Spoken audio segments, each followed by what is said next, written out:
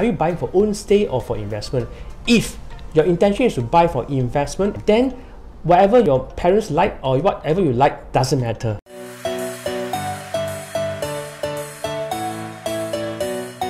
New condo sites are shrinking. Common question or scolding we get from buyers, and it's continuing to shrink. The simple answer to this is that because PSF is getting higher, in order to make the quantum more affordable, like below 1 mil or below 1.5 mil, so developers have to think of ways so they can really cut away a lot of different elements. That is not to say that with the smaller sizes that you see in your new launches today, right, it means that there's a compromise in the quality of living actually. Because what the developers have done these days, Dennis, is they've actually made the layout even more efficient. Now, if I were to tell you, Dennis, for 1,270 square feet, you can fit 4 bedrooms, 3 bathrooms, and a guest bedroom, you will find that quite to be amazing, right? Because 1,200 square feet is basically like the 3-bedroom of the past. It is all how you utilize the space. Nowadays, when condo owner tells you that he owns a 3-bedroom, I also joke, how big is your 3-bedroom? Because in the olden days, right, a 3-bedroom can be the size of 1,300 square foot, 1,400 square foot. Yes, easily. But the smallest 4-bedroom I've ever seen in my career for the past 5 years, right, is this 4-bedroom unit at Aljunied MRT, called this condo called Tre Residence. And guess what's the size? 900 plus square feet? Yes, it's about 900 plus square foot. Oh my goodness. For 4-bedroom. In TOP in about 2017. In order for us to help you understand the trends, right, maybe let me go through a bit of history. In the 1980s, right, there's this very famous project called Bayshore Park in East. So this area is very famous. Bayshore Park, right, all the greens are part of the projects. Last time the trend is 3-bedroom condos, right, you will have a yard. A yard will usually come with a helper's room.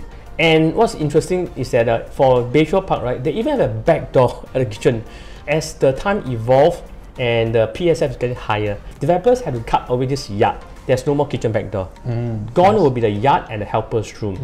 And the next trend, I think it happened in the mid 2010s. Open kitchen concept are quite common. Yeah, because that also saves a lot of space. And until more recently, 2-bed 1-bath came up. We are used to 2-bed 2-bath. So is 2-bed 1-bath better or 2-bed 2-bath better? This is covered in one of topics later as well. More recently, there's this new trend called, I call it the third toilet gone. Usually for a 3-bedroom, you have a 1 master bedroom toilet en suite. There's a 1 common toilet, and there's usually a helper's toilet at the near kitchen. A toilet in today's context costs easily about 100k. Easily. 100k toilet because of the size. If you ask me, is bigger better? Of course, if money is not an issue, the bigger the better. Being pragmatic, in order to keep the price affordable, developers can only cut off so-called the unnecessary things. Just to touch on what Dennis has mentioned, right? When you look at different condos, you can actually see the trend on the face of the architecture of that time. So like what he mentioned earlier on, Bayshore Park built in the early 1980s, right? You got like a back door, you have a helper's room and a huge yard and utility area.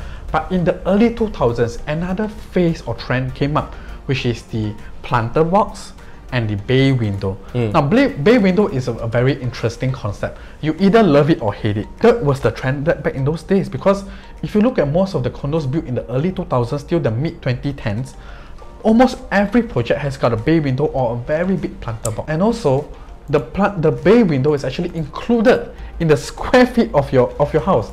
So if you are buying a house that is maybe like 1,500 square feet and you have a bay window in every bedroom and a bay window in the living room, you can comfortably strip away 200 plus square feet. In a way, bay window are so-called less useful. I have a investment condo in Simei area called East Point Green. My master bedroom, I have bay window all around. This is what I found from my own research. So during the 2000s, what happened was that the government was trying to encourage plant greenery in a home. Bay window and planters are not considered as a part of the GFA, gross floor area. For every project, there's a maximum GFA. In the 2000s, right, you see very big balcony. You see a lot of bay windows. It's not counted to their GFA, but so to us. This is a bonus to them. Government recognizes this trend, change the ruling. Balcony and your bay window planters are considered part of GFA. After 2011, most of them will not have a big bay balcony. For bay windows, there's also another type. The most commonly seen type is the one where you see at knee level. Okay, the other type is at the shoulder level. Yeah. It's an elongated. I'm sure you've seen it before. Very rare. Where, wow, you're not very sure what to do with the window bay window exactly, because your window have shrunk because the bay window is raised all the way to the top, and there's a ledge over there, and you're just not sure what to do with it at times. And there is a condo in Bukit Timah. I will not name the condo, but there is a condo that's quite famous for this particular kind of bay window. So basically, to put it that way, when you go to a new condo, to a new launch condo, and you look at the size and you find, oh, it's too small for my liking, but why are the other ones around so much bigger? You have to understand the why first. Why is it exactly bigger? Where is it bigger? Is it because the other condo has got a lot of bay windows? Is it an excessive balcony?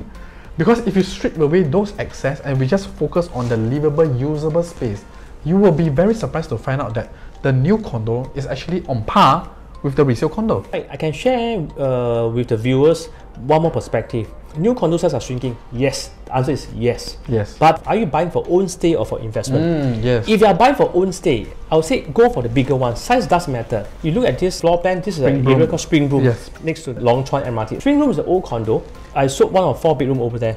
The 4 bedrooms are very, very big. Right? Even the helper's room, right, has a window. Oof.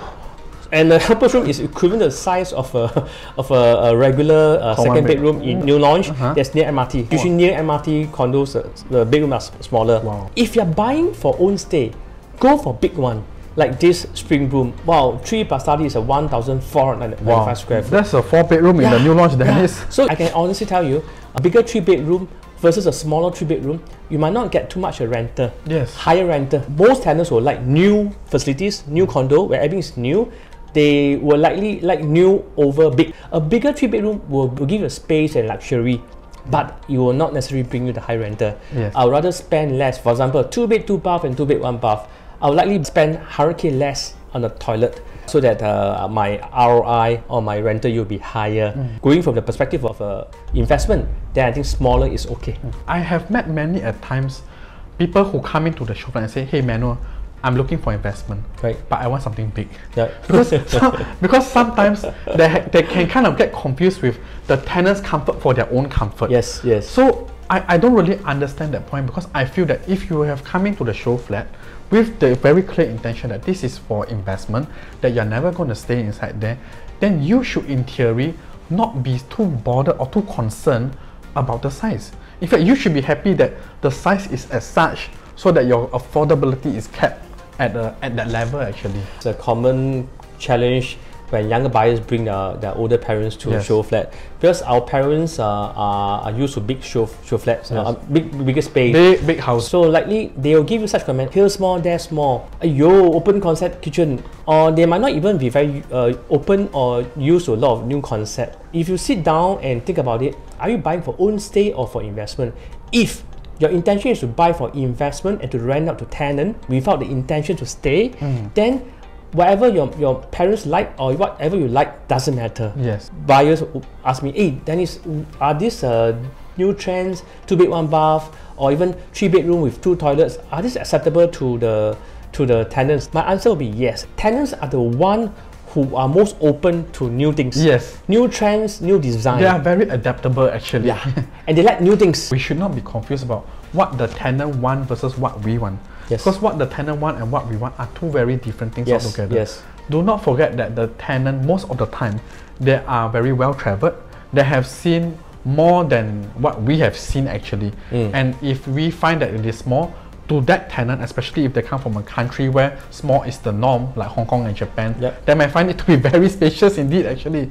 So not to worry about the, you don't have to be too concerned about the shrinking in sizes. And it's like new stuff. Yes. When you bought a new condo, the first year is under warranty. Yes. Yeah, so that one is no headache for you. I did these 2 videos before. You can watch it over here. Worst mistake made when buying condo, and what does a winning condo looks like. So these are cover some of the topics that we mentioned just now, right? We have had a lot of HDB upgraders upgrade to their first private condo, as well as a lot of buyers who move on to buy the second or third private properties. So you need any advice, anything, just feel free to give us a call below. At this number over here.